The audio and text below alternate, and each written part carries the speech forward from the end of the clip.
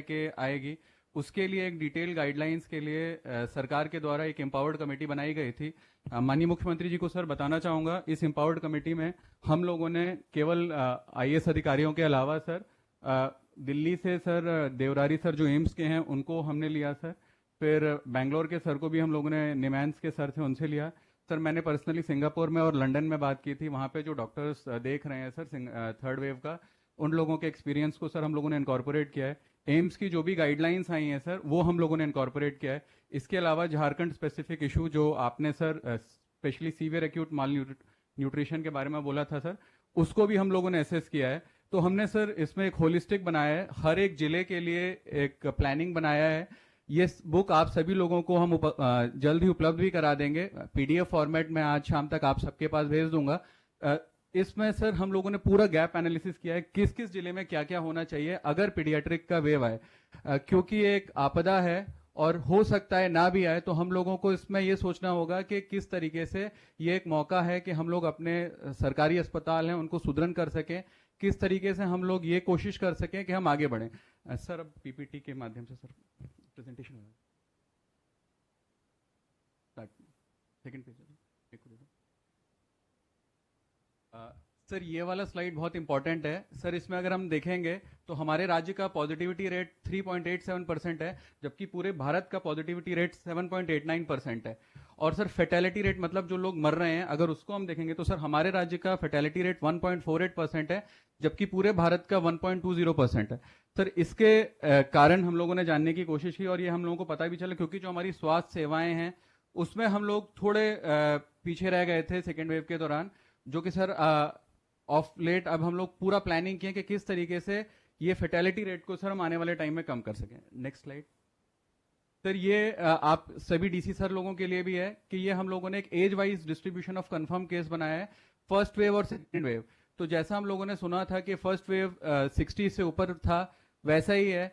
और अगर आप देखें फर्स्ट वेव और सेकेंड वेव में, तो हम लोगों को पता चलेगा कि हमारा जो सेकेंड वेव है, जो हम ऑरेंज कॉलम से दिखा रहे हैं, उसमें सबसे ज्यादा 15 से 29 साल के जो लोग थे वो बराबरी पे रहे हैं और शेष ऑलमोस्ट सेम रहे हैं, और अबव 60 वाले लोग का ज्यादा हुआ। लेकिन अगर हम नेक्स्ट स्लाइड पे चलेंगे, आप सब लोग जस्ट इसको थोड़ा गहन अगर आप लोग अध्ययन करें तो हमें पता चलेगा जो लोगों की डेथ हुई है वो 30 से 44 साल वाले लोगों के एज ग्रुप में हुई है, जिसको हम लोग अब तक सेकेंड वेव बोल रहे थे। और ये इस बात का सूचक है हमारे राज्य के अनुसार भी, और ये सर डेटा हमारे झारखंड राज्य का है। ये data sir it is comparative of whole India also. Next slide sir. हम लोगों ने जो लर्निंग रही है सर, चीफ सेक्रेटरी सर के द्वारा हम लोगों के इतने सारे सेल्स बनाए गए थे, उन सब में सर हम लोगों ने बहुत सारा लर्निंग किया है, जो कि सर हम चाहेंगे कि अगर कोई थर्ड वेव आए तो पहले से ही हम सारे डीसी साहब से अनुरोध रहेगा कि हम लोग उसको अभी से प्लानिंग कर लें।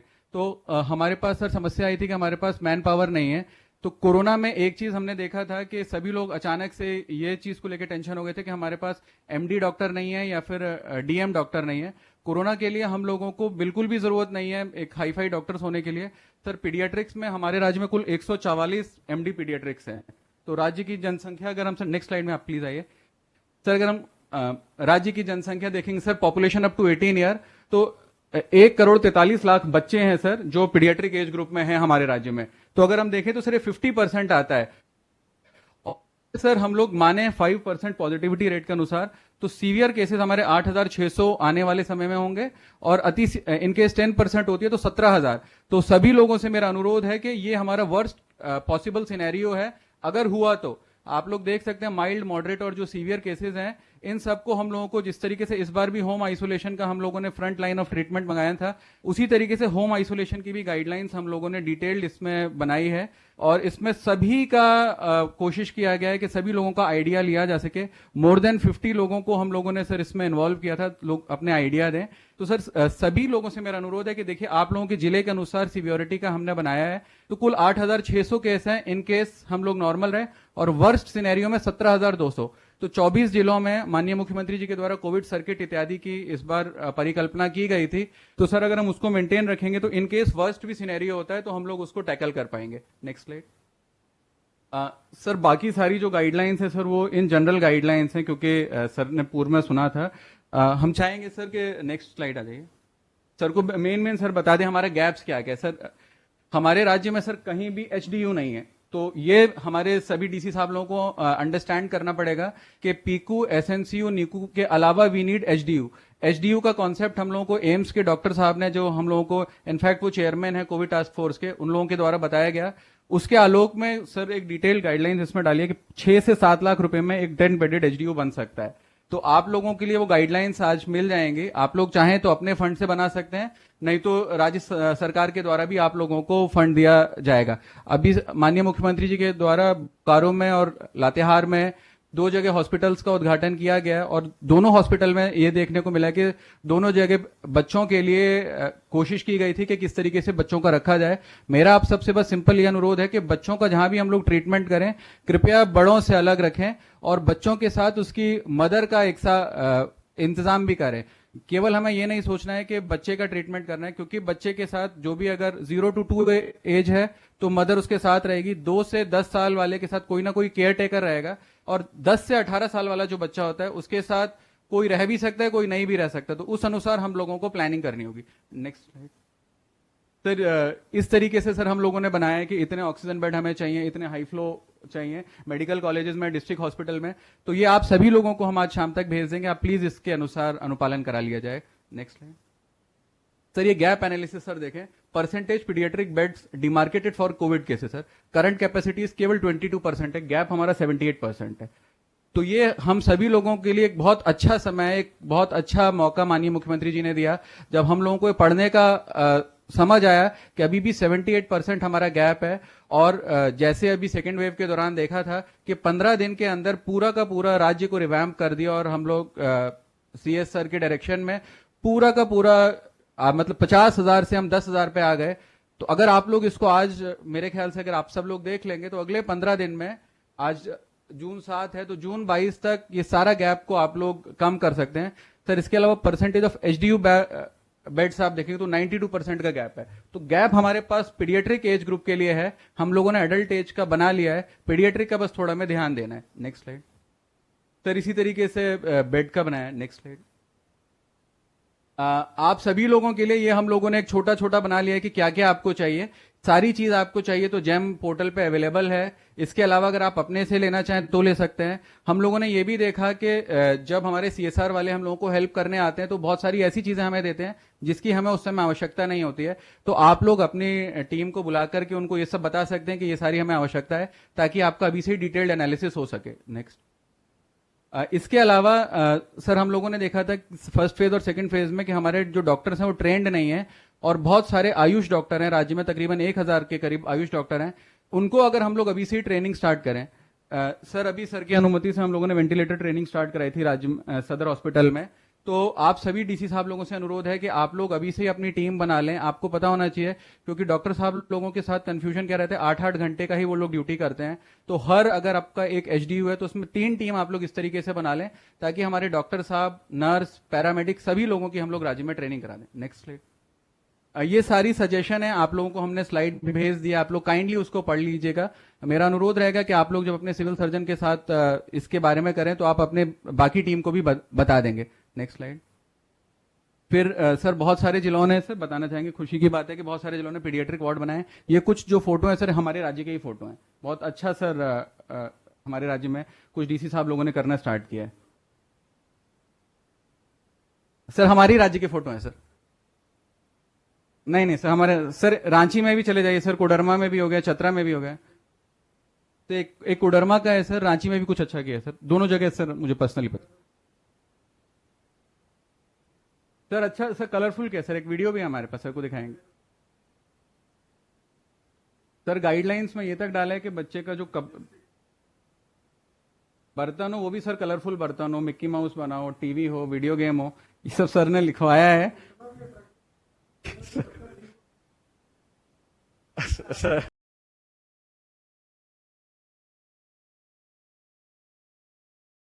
ये एक डिटेल ट्रेनिंग प्लान है, आप सब लोग प्लीज इसको गो थ्रू कर लीजिएगा। Next slide. फिर इसके बाद सबसे इंपॉर्टेंट होता है जो 0 to 2 ईयर्स में ब्रेस्ट फीडिंग बच्चे को अगर हो जाता है तो मदर को कंसर्न है कि उसको मैं ब्रेस्ट फीड कराना है या नहीं करना है। वो सारी चीजें हम लोगों ने इसमें डाली है, आप लोग कृपया करके इसको देख लीजिएगा। इसके अलावा एक डाइट चार्ट हम लोगों ने किताब में डिटेल्ड डाला है हमें समझना होगा जो डाइट अडल्ट की होती है या 10 to 18 की होती है, 0 to 2 की डिफरेंट डाइट होती है बच्चे की, 2 to 8 10 की अलग है। तो हमारी कृपया करके आपसे अनुरोध है कि एक बार डाइट चार्ट आप लोग देख लें। आई एम श्योर बहुत सारे लोगों को पर्सनली भी इसकी हेल्प हो जाएगी, क्योंकि ये वाला जो डाइट चार्ट है हम लोगों ने अपने रांची की टीम से बनवाया था। इसको वेटिंग सर हम लोगों ने इंडियन इंस्टीट्यूट ऑफ न्यूट्रिशन से मैंने वेटिंग करवा के पर्सनली बात करके करवाई है। तो यही भारत सरकार के द्वारा भी जब भी कभी गाइडलाइंस आएगी तो यही गाइडलाइंस आपको मिलेंगी, इसका मैं आपको एश्योरिटी देता हूँ। नेक्स्ट। फिर सैम के लिए एक डिटेल्ड, अभी माननीय मुख्यमंत्री जी आपको पता है कि इसके लिए काफी कंसर्न है, और नेक्स्ट जब भी हम लोग सर्वे का भेजेंगे आपके पास तो सारे सैम के बच्चों को आइडेंटिफाई करने का हम लोग प्लान करेंगे कि कैसे नेक्स्ट फेज जब भी हमारा सर्विलांस स्टार्ट होगा तो सैम के बच्चों को हम लोग स्टार्ट करें। एक प्लान हम लोगों ने कॉन्सेप्ट पेपर बनाया कि एमटीसी सेंटर्स को भी आप लोगों को कन्वर्ट करना है, तो मेरा अनुरोध है कि आप लोग उसको भी देख लेंगे। नेक्स्ट। बाकी सारे कम्युनिकेशन प्लान। नेक्स्ट। ये propose upgradation of mall nutrition treatment centre है, ये हमारा प्रपोजल है, आप लोग अपने अनुसार देख लें, क्योंकि कुछ जिलों में एमटीसी बहुत दूर दूर बने हैं। और अभी आपको बताने के लिए माननीय मुख्यमंत्री जी इस चीज के बारे में बोल भी रहे थे कि कैसे जो हमारे बच्चे हैं, बच्चे के साथ उसकी मदर को भी हमें खाना खिलाना है ताकि हमारा कुपोषण अगले 2 से 3 महीने में दूर हो सके। तो इसका आप लोग प्लीज देख लेंगे। नेक्स्ट। नेक्स्ट सर, हम लोगों ने एक फंडिंग रिक्वायरमेंट कैलकुलेट की है, तकरीबन 150 करोड़ रुपए का टोटल फंडिंग रिक्वायरमेंट है। हमारे राज्य में कुछ जिले हैं जो डीएमएफटी से खर्च करके सर तत्काल बना सकते हैं। नेक्स्ट। सर हाँ सर, वो हम लोगों ने सर तत्काल ये 150 करोड़ का बनाया है। इसके अलावा आप सबको बताना चाहूंगा एक छोटा सा एग्जांपल लेके कि पैरासीटामोल का जो सिरप है पूरे राज्य में अगर थर्ड वेव आता है तो 80 लाख पैरासीटामोल सिरप हमें चाहिए होंगे। तो ये वाला डेटा हम लोगों ने based on the trend analysis और सर 2-3 एक्सपर्ट से लेकर के बनाया था। तो आप सबसे अनुरोध है कि ये किताब को स्पेशली जो ड्रग वाला है, अपने जो भी फार्मासिस्ट हैं उनके साथ आप लोग अगर दे देंगे तो आप लोगों को ये रहेगा कि at the time of need काला बाजारी इत्यादि से हम लोग बचा सकते हैं। और राज्य स्तर से जो टेंडर इत्यादि की प्रक्रिया है वो भी हम लोग जल्दी से शुरू कर देंगे। नेक्स्ट। बाकी हम लोगों ने सबका रोल्स डिफाइन किया, आप लोग प्लीज इसको पढ़ लिया जाएगा। Next. Finally what is the way forward, इसमें हम लोगों का सबसे इंपॉर्टेंट रोल सेकेंड वेव के दौरान और फर्स्ट वेव के दौरान हमें पता चला था कि प्राइवेट हॉस्पिटल का है। बहुत सारे प्राइवेट हॉस्पिटल अचानक से, स्पेशली जब सेकेंड वेव चल रहा था उसके पीक पे खड़े हुए थे। मेरा आप सभी से अनुरोध है कि आप लोग अभी से ही उन सब लोगों को बात करके जो लोग फैसिलिटी बनाना चाहते हैं उन सब के साथ कोलैबोरेशन कर सकते हैं। फिर हर डिस्ट्रिक्ट में एक MIS का सिस्टम, कंप्यूटराइज सिस्टम हम लोग कालांतर में जनित करेंगे। आप भी अपने मन से कुछ बनाना चाहें तो आप बना सकते हैं। फिर ट्रेनिंग ऑफ ह्यूमन रिसोर्स के लिए प्लीज आप सबसे अनुरोध है कि पर्सनली अगर हम लोग इंटरेस्ट ले लें तो हमारे सारे डॉक्टर्स ट्रेन हो सकते हैं। हमको ये नहीं सोचना है कि पीडियाट्रिक्स में MD पीडियाट्रिक्स ही चाहिए, एक MBBS डॉक्टर भी पीडियाट्रिक्स को ट्रीट कर सकता है। And that's it, thank you very much.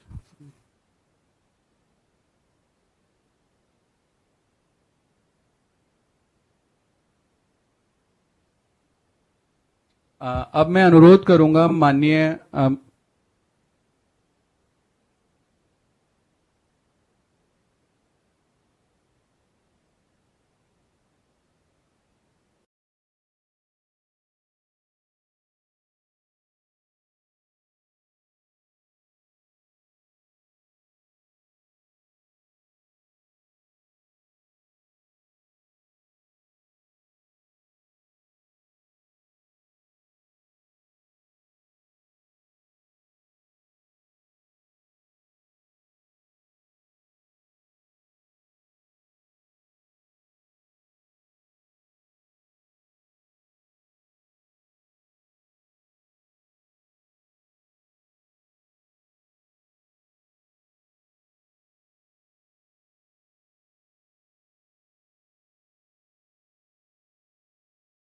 क्योंकि गैप एनालिसिस बहुत इम्पॉर्टेंट है और हमारे पास अभी समय है। 2-3 पॉइंट्स पे मेरी आपसे रिक्वेस्ट होगी। पहला कि कहीं ऐसा नहीं हो हम लोग केवल बच्चों की ही बात करते रह जाएं।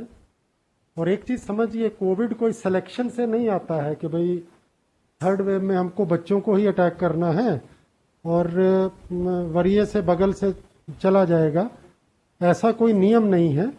हाँ, ये मानना है कि थर्ड वेव में बच्चे भी प्रभावित हो सकते हैं, लेकिन केवल बच्चे प्रभावित होंगे ऐसा नहीं है। तो हमें इक्वली इम्पॉर्टेंट तैयारी करनी है कि जो अडल्ट पॉपुलेशन है 18 अबव, उसकी भी संख्या ज्यादा हो सकती है, ज्यादा घातक वेरिएंट हो सकता है। और ये कोशिश करिए कि जो हमने बच्चों के लिए वार्ड बनाए हैं, अगर उतने बच्चे इफेक्ट नहीं होते हैं तो उन वार्ड्स को हम अडल्ट के लिए भी कैसे कन्वर्टेबिलिटी इंश्योर कर सकें। बिकॉज हम ये नहीं हो कि उन वार्ड्स को अलग से बच्चों के लिए एयर मार्क कर दें और नॉर्मल पेशेंट्स को बेड नहीं मिल रहा है और बच्चों का वार्ड खाली पड़ा है।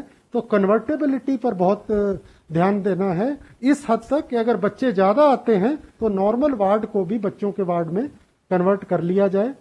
बेड मैनेजमेंट के लिए जो मेस हम लोगों ने सेकेंड वेव में देखा, उसकी अच्छी सी ऐप डेवलप कर करके आप पहले से ही तैयारी कर चुके हैं। और मेडिसिन की शॉर्टेज, काला बाजारी और ये सब नहीं हो, इसके लिए अभी से आप पूरी तैयारी कर लें। और अगर आपको किसी भी मद में पैसे की आवश्यकता हो जो डिसास्टर मैनेजमेंट के तहत अलाउड हो, परमिसिबल हो, तो आप अपनी रिक्वेजिशन स्टेट डिसास्टर डिपार्टमेंट को भेज सकते हैं। हम लोग कोशिश करेंगे कि आपको अधिक से अधिक हम फंड तैयार करके दे दें। मेरा ये असेसमेंट है कि 30 जून तक ये सेकेंड वेव स्टेबलाइज कर जाएगी, बहुत लो लेवल पर पहुंच जाएंगे। जुलाई में ठहराव हो सकता है, लेकिन अगस्त या सितंबर तक थर्ड वेव के आने के चांसेस हैं। तो बिल्कुल ही समय नहीं है बैठने का, रेस्ट करने का।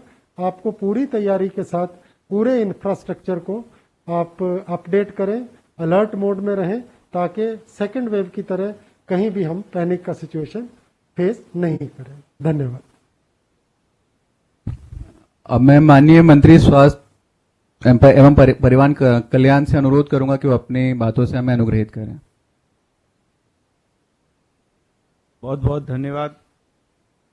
मैं बहुत आभार व्यक्त करता हूं माननीय मुख्यमंत्री जी का कि वो लगातार कोविड-19 को लेकर सारी चीज़ों का वो एडवांस प्लानिंग कर रहे हैं और सभी चीज़ों को अभी माननीय मुख्यमंत्री जी के नेतृत्व में एक वेबिनार भी हुआ था जो वर्ल्ड के बेहतर चिकित्सकों से हम लोगों ने राय विचार जाना था, समझा था। उनके दिशा निर्देश को हम लोगों ने आत्मसात करने के लिए भी कार्य योजना बनाई थी। उसी की कड़ी में आज जो ये पुस्तक का प्रकाशन हो रहा है माननीय मुख्यमंत्री जी के कर कमलों द्वारा, मैं बहुत बहुत आभार व्यक्त करता हूं मुख्यमंत्री जी का। साथ ही साथ हमारे चीफ सेक्रेटरी साहब, अपर मुख्य चीफ सेक्रेटरी, अपर मुख्य मुख्य सचिव साहब का, हमारे सीएम साहब के सचिव और सभी आईएएस जो हमारे साथ इस कार्यक्रम में बैठे हैं, साथ में सभी जिले के उपायुक्तों को भी हम बहुत आभार व्यक्त करते हैं कि इस कोविड-19 की इस विभीषिका में आप लोगों ने बहुत महती भूमिका निभाई है और आपके द्वारा राज्य सरकार के जो जो दिशा निर्देश आपको प्राप्त हुए और उसमें आपने बेहतरीन से बेहतरीन करने का प्रयास किया है, इसके लिए मैं आपको बहुत धन्यवाद भी देता हूं। साथ ही साथ जो हमारे चीफ सेक्रेटरी साहब ने एक बात कही कि ऐसा ना हो कि हम एक दिशा में जाएं और दूसरे दिशा से भटक जाएं, तो ये भी बहुत जरूरी है कि अभी तक तो हम केवल आशंकाओं पर ही बात कर रहे हैं। अभी तक हमारे पास कोई ऐसी थ्योरी नहीं है कि कहां पर आकर कहां रुक जाएगा। तो अमेरिका में भी देखिए, जब बुजुर्गों पर जो कोविड का प्रहार हुआ तो उस समय अमेरिका में भी बच्चों के जो डॉक्टर थे उनको लगा दिया गया था बुजुर्गों के ट्रीटमेंट के लिए। तो हम लोगों को ये निश्चित तौर पर ये भी प्रयास जरूर करना है। और अभी हमारे भुवनेश जी बता भी रहे थे कि हमको डॉक्टरों को जो है, बच्चों का जो डॉक्टर हैं, एमबीबीएस डॉक्टर भी हैं या आयुष के भी डॉक्टर हैं, उनको ट्रेंड करके तैयार रखने की आवश्यकता है। और साथ ही साथ जो है कि बहुत सारी चीजें ऐसी हैं कि जिनको अभी से हम लोगों को मूल्यांकन करना है। देखिए, निश्चित तौर पर ये ट्रैवल स्टेट जरूर है और हमारे पास संसाधनों की भी कमी है, लेकिन हमारी जो सोच है और हमारा जो मुख्यमंत्री जी का विजन है और जो हम एडवांस प्लानिंग कर रहे हैं, वो प्लानिंग हमको देखकर देश के दूसरे राज्य हमारे साथ कदम ताल कर रहे हैं इसलिए इस कोविड में आपकी भूमिकाएं बहुत अच्छी हैं। केवल थोड़े से और हम लोगों को थोड़ा अपग्रेड होने की जरूरत है। और मैं समझता हूं कि हम जिस तरीके से लगातार इनोवेशन कर रहे हैं, लगातार एक प्रयास पे प्रयास कर रहे हैं, और आने वाली जो बीमारियां हैं, जब जब माननीय मुख्यमंत्री जी से चर्चा होती है तो आने वाले समय में मतलब भविष्य में क्या क्या हमको कार्य रूप देना है, उसके लिए हम सारे लोग अभी से उनके दिशा निर्देश पर जो है लगे हुए हैं। तो मैं बहुत बहुत माननीय मुख्यमंत्री जी के प्रति आभार व्यक्त करता हूं कि उनके सानिध्य में स्वास्थ्य विभाग बहुत मजबूती से आगे बढ़ रहा है। और मैं आशा करता हूं कि ये जो पुस्तक का प्रकाशन हो रहा है, और ये पुस्तक एक मील का पत्थर साबित होगी, क्योंकि इसमें बहुत बिंदुवार तरीके से बहुत मूल्यांकन हुए हैं, और न सिर्फ राष्ट्रीय और अंतर्राष्ट्रीय बल्कि सारी चीजों पर गहन अध्ययन किया गया है। तो मैं समझता हूं कि सभी उपायुक्तों के माध्यम से हम जो है राज्य में फिर से अपनी व्यवस्थाओं को चाक चौबंद करेंगे। बहुत बहुत धन्यवाद, बहुत बहुत शुक्रिया। अब मैं माननीय मुख्यमंत्री जी से अनुरोध करूंगा कि मंत्री जी, सीएस सर, एसीएस सर, सचिव सर से अनुरोध है कि सर किताब का विमोचन करना चाहेंगे।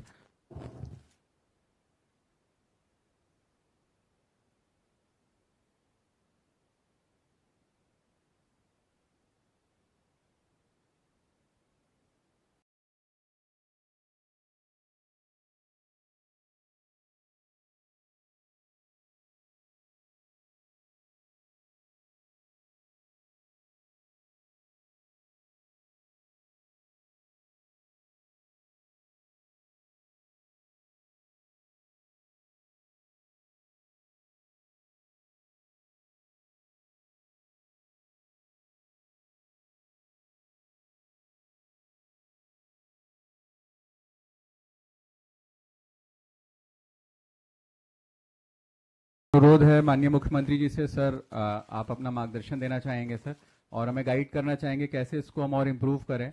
ये प्रारंभिक किताब है सर, इसको हम कालांतर में, क्योंकि रोजाना कुछ कुछ चेंज हो रहा है, अकॉर्डिंगली सर चेंजेस भी करते रहेंगे sir. Sir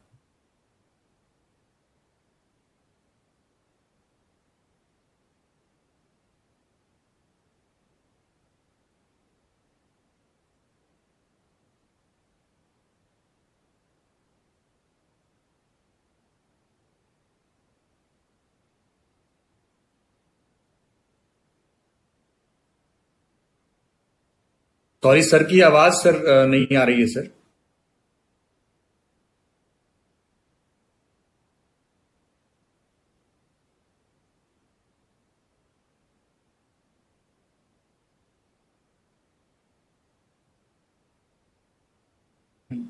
hello, can you hear me? मेरी आवाज आ रही सर है अभी आ रही है आपको?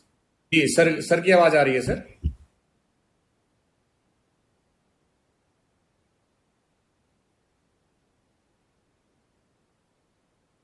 यहाँ उपस्थित हमारे साथ स्वास्थ्य मंत्री बन्ना गुप्ता जी, हमारे साथ उपस्थित हमारे राज्य के मुख्य सचिव सुखदेव सिंह जी, हमारे स्वास्थ्य सचिव एसीएस अरुण सिंह जी, एवं यहाँ उपस्थित राज्य के सभी वरीय पदाधिकारीगण, स्वास्थ्य विभाग के सभी पदाधिकारीगण, और आज वेबिनार में जुड़े हुए, आज वीडियो कॉन्फ्रेंसिंग में जुड़े हुए जिला के सभी उपायुक्त और हमारे सिविल सर्जन, आप सभी का मैं आज के इस कोविड-19 के तीसरे वेव की तैयारी को लेकर के जो तैयारी और एक पुस्तिका छापी गई है राज्य सरकार के द्वारा, कैसे प्लानिंग करना है, इसके विमोचन कार्यक्रम में आप सबका स्वागत है। आज हम लोगों ने कोविड-19 को लेकर तीसरी वेव को कैसे हमें फेस करना है, उसकी एक हम लोगों ने रूपरेखा तैयार की है। स्वास्थ्य विभाग ने एक लगभग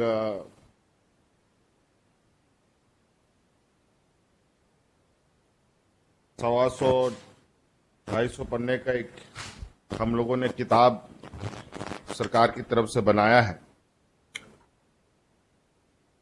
अभी तो थर्ड वेव की चर्चा है, आएगी नहीं आएगी, बच्चों पर होगा, बूढ़ों पर होगा, युवाओं पर होगा, महिलाओं पर होगा, किस पर होगा ये कहना अभी निश्चित रूप से जल्दबाजी होगा। लेकिन ये बात सही है कि आज पूरा देश कोरोना वैश्विक महामारी से ग्रसित है, पूरा दुनिया ग्रसित है और इस वैश्विक महामारी का अलग अलग उम्र के लोगों पर अटैक करना, प्रभावित करना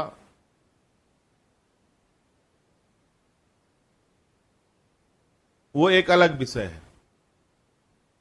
लेकिन इसका कैरेक्टरिस्टिक्स, जो इसका आचरण है, वो सामान्यतः एक सा प्रतीत हो रहा है। हम इसको कई मायने में समझ सकते हैं। आप लोग संक्रमण को देख रहे हैं, हैंडल कर रहे हैं और इसी कड़ी में आज हम लोगों ने एक और नई तैयारी करने का ये निर्णय लिया है कि हम लोगों ने बूढ़े, बुजुर्ग, नौजवान, महिलाओं के लिए तो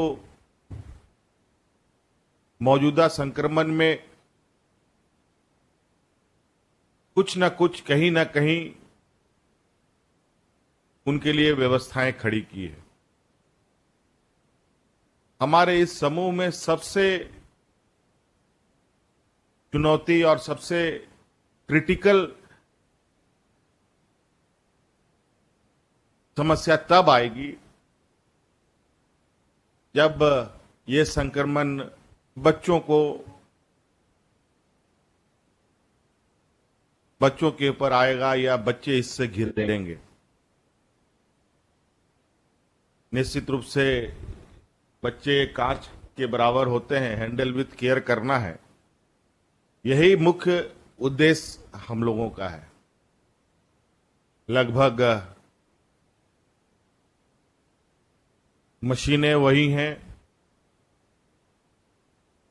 दवाइयां वही है, उसको उपयोग करने की विधि में थोड़ी सी, किसी में बच्चों को निश्चित रूप से बड़े लोगों से कम ऑक्सीजन फ्लो के साथ उसको ऑक्सीजन देना है। दवाइयों में उसको जितना हाई कंसंट्रेटेड या हाई एमजी का जो मेडिसिन बड़े को देते हैं, उतने हाई एमजी की मेडिसिन हम बच्चों को नहीं दे सकते। ये थोड़ी थोड़ी छोटी मोटी चीजें हैं जिसे हमें टेक केयर करना है। और चूंकि बच्चे हैं तो स्वाभाविक है बच्चे के इर्द गिर्द पेरेंट्स भी उनका मूवमेंट रहेगा। और इस संक्रमण अगर वापस गति देता है तो बहुत तरीके से हमें फिर वो जो एक जमावड़े का जो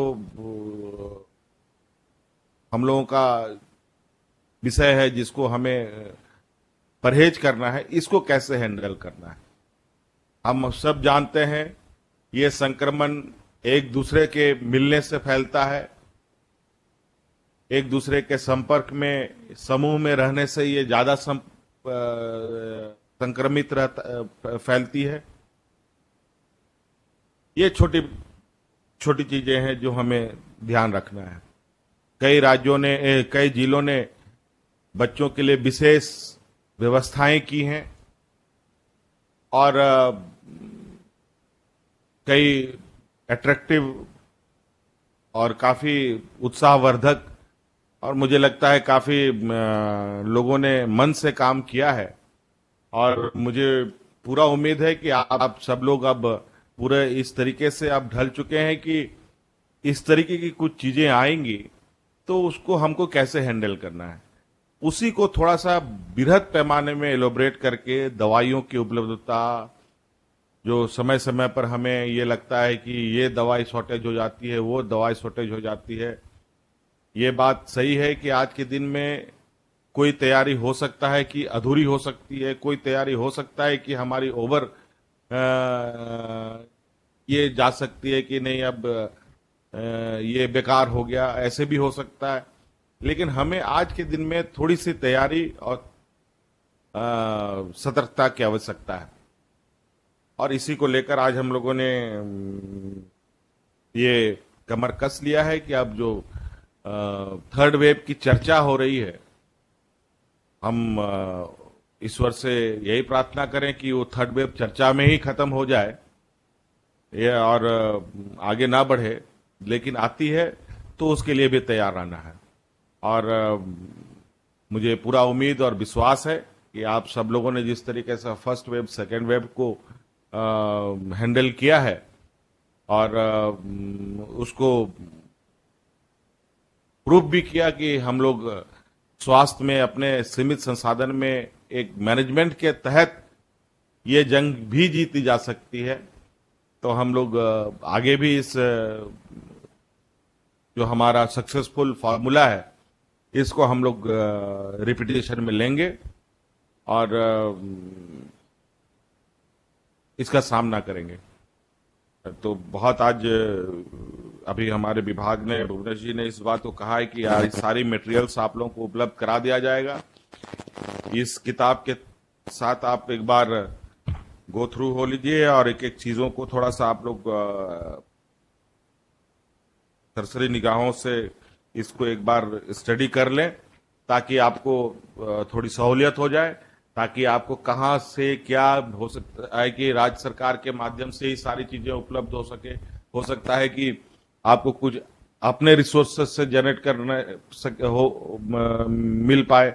हो सकता है आपके इर्द गिर्द कई जो जिलों में उद्योग संस्थानें हैं, कई लोग आज के दिन में सीएसआर में कई चीजें सहयोग करने आते हैं। सामाजिक सहयोग भी इस संक्रमण में हमें मिला है, यह हम लोग महसूस भी हम लोगों ने किया है। तो आज ये लड़ाई और ये चुनौती मिलजुल कर प्रशासनिक सहयोग, जन सहभागिता निश्चित रूप से अहम भूमिका निभाएगा, और मुझे उम्मीद है ये हम लोग बखूबी से निभाएंगे और इस संक्रमण से निकलेंगे। चलिए, बहुत बहुत धन्यवाद आपको आज के इस वेबिनार, आज ऑनलाइन इसमें जुड़ने के लिए। फिर हम लोग वास्तविक स्थिति के साथ फिर मिलेंगे। एक चीज और आप लोगों से आग्रह होगा, सभी जिलों के डीसी हैं, हमारे पंचायत लेवल में हम लोगों का एक सर्वे का कार्यक्रम चल रहा है हेल्थ को लेकर। इससे निकलने वाले हर एक बिंदुओं की एक डाटा आप जरूर आप लोग बनाएं और उसको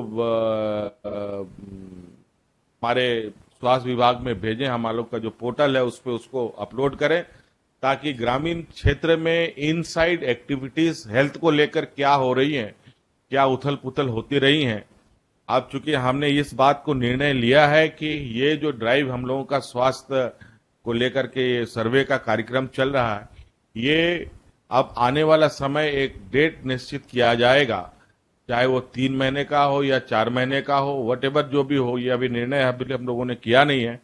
ये अब राज्य में कंटिन्यूअस चलेगा, ताकि हम राज्य के अंदर स्वास्थ्य की गतिविधियां ग्रामीण क्षेत्रों में कैसी है इसकी जानकारी ले पाए, क्योंकि आप सब जानते हैं कि इस क्षेत्र के लोग बहुत साई हैं, बहुत संकोची हैं, चीजों को बताते नहीं, अवेयरनेस की बहुत कमी है, शिक्षा का अभाव की वजह से आज आप देख रहे हैं वैक्सीनेशन को लेके कितने लोगों में भ्रांतियां हैं, कितने लोग टेक इट इजी लेते हैं और अंतोगत्वा वो जान से अपना हाथ धो बैठते हैं। और ये घटना निश्चित रूप से हम लोगों के लिए बहुत, हम सब लोगों के लिए, पूरे सरकार के महकमे के लिए थोड़ी चिंता की बात है कि आज के दिन में भी 43% हमारे कुपोषित बच्चे यहाँ हमारे राज्य में मौजूद हैं, और हजारों की संख्या में आज के दिन में भी ये घिसी पीटी जो टीबी का बीमारी है वो भी आज हमारे यहाँ बड़े पैमाने पर देखने को मिल रहा है और इसको हम लोग बहुत मिशन मोड में आगे खत्म करने का हम लोगों ने एक विचार रखा है। इसको हम लोग आगे शेयर करेंगे और कैसे इस सब चीजों से हम लोग जल्दी बाहर राज्य को निकालें, इसके लिए हम लोग आगे बढ़ेंगे। बहुत बहुत धन्यवाद सबको। Thank you sir.